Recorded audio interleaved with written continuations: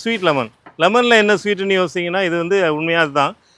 அதாவது லெமனும் இல்லாமல் ஒரு ஆரஞ்சு இல்லாமல் ஒரு ரெண்டுக்கும் இடைப்பட்ட ஒரு டேஸ்ட்டில் இருக்கும். இது அப்படியே சாப்பிட்லாம். இந்த பழங்கள் பார்த்தீங்கன்னா அப்படியே பறித்து அப்படியே சாப்பிட்லாம். ரொம்ப புளிப்பு இருக்காது, லேசான ஒரு புளிப்பாக இருக்கும்.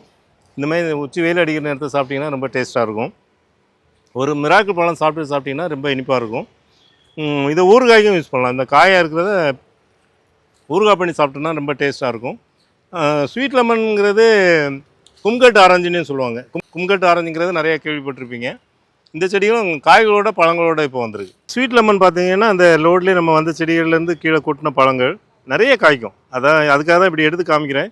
ஒரு செடிக்கு 40-50 பழங்கள் இருக்குது. நம்ம வளர்க்கும்போது கூட இதே மாதிரி நம்ம கிளைமேட்டில் கூட நிறையா காய்க்கும்.